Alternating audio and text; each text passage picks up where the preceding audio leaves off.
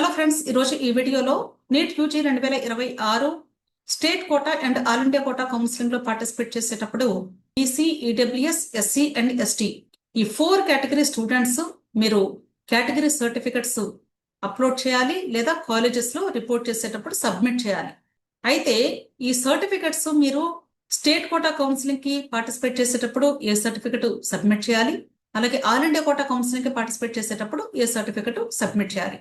దీని గురించి చాలా మంది స్టూడెంట్స్ నన్ను డౌట్స్ అడిగారు కాబట్టి ఈ టాపిక్ ని మీకు ఎక్స్ప్లెయిన్ చేయాలి అనుకుంటున్నాను. మొదటగా మనం ఎస్సీ ఎస్టీ కేటగిరీ గురించి చూసినట్లయితే స్టేట్ కోటా కౌన్సిలింగ్ అయినా లేక ఆల్ ఇండియా కోటా కౌన్సిలింగ్ అయినా సరే ఆల్రెడీ మీ దగ్గర ఉన్నటువంటి పర్మనెంట్ క్యాస్ట్ సర్టిఫికెట్ సబ్మిట్ చేస్తే సరిపోతుంది.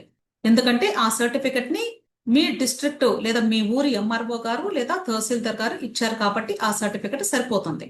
అయితే కొద్ది మందికి డౌట్ ఏంటంటే all India quota counselling central counselling కాబట్టి సెంట్రల్ కేటగిరీ సర్టిఫికెట్ ఫార్మాట్ లోనే తీసుకోవాలంట కదా మేడం అని నన్ను అడిగారు. అయితే ఇక్కడ మీరు గమనించాల్సింది ఏంటంటే ఆ ఫార్మాట్ మీదైనా అదే ఎంఆర్ఓ అదే తహసీల్దార్ గారు మీకు సంతకం చేస్తారు. అలాంటప్పుడు ఏ సర్టిఫికెట్ అయినా ఒకటే కాబట్టి ఇక్కడ మీరు కంగారు పడాల్సిన అవసరం ఏమీ లేదండి. 2 కౌన్సిలింగ్స్ కి కూడా మీ దగ్గర ఉన్నటువంటి పర్మనెంట్ క్యాస్ట్ సర్టిఫికెట్ సరిపోతుంది. కాకపోతే మీ దగ్గర ఉన్న పర్మనెంట్ క్యాస్ట్ సర్టిఫికెట్ మీద ఉన్నటువంటి ఆ క్యాస్ట్ నేమ్ సెంట్రల్ లిస్ట్ ప్రకారం మీ క్యాస్ట్ కి ఉన్నటువంటి నేమ్ తో ఎగ్జాక్ట్ గా మ్యాచ్ అయితే ఈ సర్టిఫికెట్ ని మీరు యూజ్ చేసుకోవచ్చు. అలా కాకుండా ఈవెన్ 1 లెటర్ చేంజ్ ఉన్నా సరే, అంటే స్పెల్లింగ్ లో కానీ ఏదైనా మిస్టేక్ ఉంటే అలాంటి సందర్భంలో ఏం చేయాలంటే all India quota counselling information bulletin release అయినప్పుడు అక్కడ మీకు సెంట్రల్ ఫార్మాట్ ఇస్తారు. ఆ సందర్భంలో మాత్రమే ఆ ఫార్మాట్ ని డౌన్లోడ్ చేసుకొని ఎంఆర్ఓ గారితో సంతకం చేయించుకొని మీరు దాన్ని మాత్రమే ఆల్ ఇండియా కోటా కౌన్సిలింగ్ కి యూజ్ చేయాలి. అలా కాకుండా మీ దగ్గర ఉన్న పర్మనెంట్ క్యాస్ట్ సర్టిఫికెట్ లో ఉన్న క్యాస్ట్ నేమ్ సెంట్రల్ లిస్ట్ ప్రకారం మీ క్యాస్ట్ కి ఏ పేరు అయితే ఉంటుందో ఆ పేరు ఎగ్జాక్ట్ గా సేమ్ ఉంటే, స్పెల్లింగ్ మిస్టేక్ ఏమి లేకుండా కానీ ఉంటే అప్పుడు మీ దగ్గర ఉన్న పర్మనెంట్ క్యాస్ట్ సర్టిఫికెట్ చక్కగా యూజ్ చేసుకోవచ్చు. అర్థమైంది కదా? ఒకవేళ లేదు మేడం మేము తీసుకుంటామంటే అది మీ ఇష్టం, మీరు కావాలి అంటే 2 తీసుకోవచ్చు, ప్రాబ్లం ఏమి లేదు. అదే BC category and EWS category students తీసుకున్నట్లయితే మనకి స్టేట్ కోటా కౌన్సిలింగ్ లో అయితే బీసీ ఏబిసిడిఈ అంటే స్టేట్ గవర్నమెంట్ వాళ్ళు ఇచ్చిన కేటగిరీ సర్టిఫికెట్ ఉంటుంది మీ దగ్గర. ఆ సర్టిఫికెట్ స్టేట్ కోటా కౌన్సిలింగ్ కి మాత్రమే యూజ్ చేస్తారు. ఓబీసీ సర్టిఫికెట్ అక్కర్లేదు స్టేట్ కోటా కౌన్సిలింగ్ కి. అదే మీరు సెంట్రల్ కౌన్సిలింగ్ కి వెళ్తే మాత్రం, అంటే ఆల్ ఇండియా కోటా కౌన్సిలింగ్ కి వెళ్తే మాత్రం ఖచ్చితంగా బీసీ వాళ్ళు ఎవరైనా సరే బీసీ ఏబిసిడిఈలో ఏ స్టూడెంట్ అయినా సరే వాళ్ళ పేరెంట్స్ ఇన్కమ్ కానీ 8 లక్షల కంటే తక్కువ ఉంటే వాళ్ళు ఓబీసీ ఎన్సీఎల్ సర్టిఫికెట్ ఎలిజిబిలిటీ ఉంటే మాత్రం ఏప్రిల్ 1, 2026 ఆ తర్వాత మాత్రమే తీసుకున్నటువంటి సర్టిఫికెట్ తీసుకోవాలి, దాన్ని సబ్మిట్ చేయాలి. ఒకవేళ మీకు ఓబీసీ ఎన్సీఎల్ సర్టిఫికెట్ ఎలిజిబిలిటీ ఉందో లేదో మాకు తెలియదు అనుకుంటే మీరు ఎంఆర్ఓ ఆఫీస్ దగ్గరికి వెళితే వాళ్ళు చెప్తారు మీకు ఎలిజిబిలిటీ ఉందా లేదా అనేది చెక్ చేస్తారు. ఆన్లైన్ లో చెక్ చేసి మీకు ఎలిజిబిలిటీ ఉంటే ఖచ్చితంగా సర్టిఫికెట్ ఇస్తారు. ఈ ఓబీసీ ఎన్సీఎల్ సర్టిఫికెట్ ని మాత్రం ఖచ్చితంగా మీరు ఆల్ ఇండియా కోటా కౌన్సిలింగ్ టైంలో సబ్మిట్ చేయాల్సి ఉంటుంది. అంటే సీట్ వచ్చినప్పుడు మీరు ఏ కాలేజ్ దగ్గరకు అయితే రిపోర్ట్ చేయడానికి వెళ్తారో ఆ కాలేజ్ దగ్గర ఒరిజినల్ సబ్మిట్ చేయాలి. అది మాత్రం ఖచ్చితంగా ఏప్రిల్ 1, 2026 ఆ తర్వాత తీసుకున్న సర్టిఫికెట్ మాత్రమే సబ్మిట్ చేయాలి. ఒక్క రోజు ముందు తీసుకున్నా కూడా చెల్లదు. ఎగ్జామ్ టైంలో మీరు తీసుకొని అది అప్లోడ్ చేసిన సర్టిఫికెట్ అయినా కూడా చెల్లదు. Clear? Next EWS category students కూడా అంతేనండి.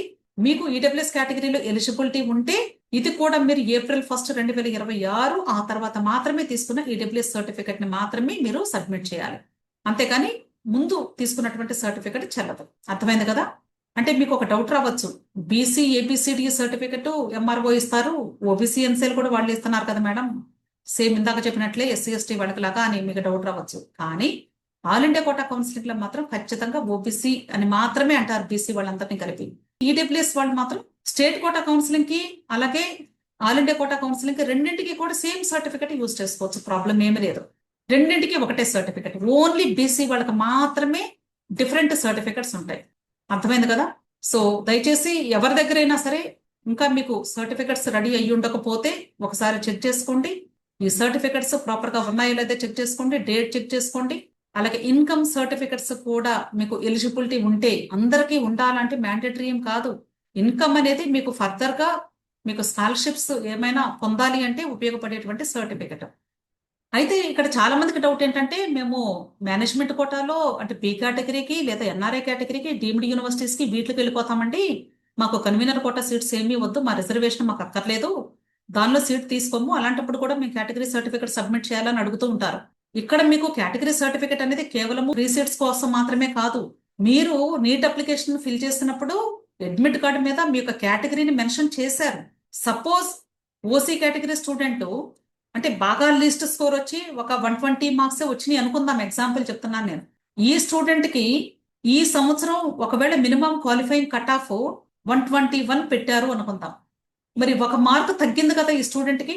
ఒక్క మార్కు తగ్గటం వలన ఈ స్టూడెంట్ ఈవెన్ ఎన్ఆర్ఐ కేటగిరీలో కూడా పార్టిసిపేట్ చేయలేరు, ఎక్కడ కూడా చేయలేరు, ఎలిజిబులే కాదు కౌన్సిలింగ్. అసలు ఇండియాలో ఏ కౌన్సిలింగ్ కి కూడా మీరు 10 కోట్లు పెట్టినా కూడా సీటు ఇవ్వరు మీకు. అసలు రిజిస్ట్రేషన్ పెట్టుకోవడానికి అప్లికేషన్ కూడా తీసుకోదు. అర్థమైంది కదా. అలాగే సపోజ్ మీకు బీసీడి కేటగిరీ స్టూడెంట్ ఉన్నారనుకుందాం. ఈ బీసీడి కేటగిరీ స్టూడెంట్ కి క్వాలిఫైయింగ్ కట్ ఆఫ్ అంటే జస్ట్ ఎగ్జాంపుల్ నేను చెప్తుందండి, ఇక్కడ మీరు అట్లా కంగారు పడకండి. ఒక 115 పెట్టారు అనుకుందాం. అంటే ఓబీసీ కేటగిరీ కట్ ఆఫ్ అంటారు దీన్ని. 115 మార్క్స్ కంటే ఒక్క మార్కు తక్కువ వచ్చినా కూడా, అంటే 114 వచ్చినటువంటి స్టూడెంట్ అయినా సరే, ఈ మూడిట్లోనైనా మేము పార్టిసిపేట్ చేస్తాము, మాకు బీసీడీ రిజర్వేషన్ లో ఎలాగో రాదు కాబట్టి అనుకుంటే, అసలు ఈ స్టూడెంట్ బీసీడీ అంటే ఓబీసీ కేటగిరీ ద్వారా 115 మార్క్స్ కలిగి ఉండాలి. కాబట్టి ఇక్కడ ఒక మార్క్ తగ్గింది కాబట్టి ఈ స్టూడెంట్ ఈ కౌన్సిలింగ్ లో పార్టిసిపేట్ చేయలేరు. అర్థమైందా. అలా కాకుండా ఇదే ఓసీ కేటగిరీ స్టూడెంట్ కి 121 కట్ ఆఫ్ ఇచ్చినప్పుడు ఈ స్టూడెంట్ కి సపోజ్ 420 మార్కులు వచ్చినాయి, కానీ ఈ స్టూడెంట్ కి కన్వీనర్ కోటా రాలేదు. ఇక్కడ 121 కంటే ఎక్కువ వచ్చిందంటే ఎలిజిబుల్లే కదా.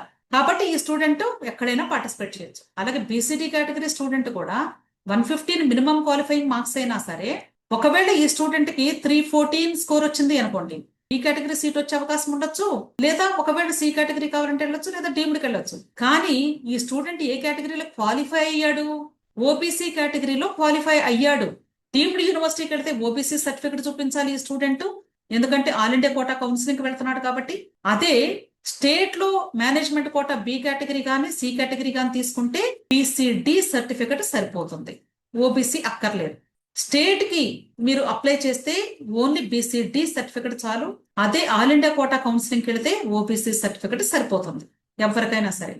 బీసీ వాళ్ళకి ఆల్ ఇండియాలో కంబైన్డ్ గా అందరికి కలిపి ఓబీసీ ఉంటుంది. అందుకని మీరు కేటగిరీ సర్టిఫికేట్ ప్రతి ఒక్కరు కూడా మీ అడ్మిట్ కార్డు మీద మీ కేటగిరీ మెన్షన్ చేశారు అంటే మాత్రం ఖచ్చితంగా మీరందరూ కూడా మీ కేటగిరీ సర్టిఫికేట్ ని రెడీ చేసుకోవాల్సిందే.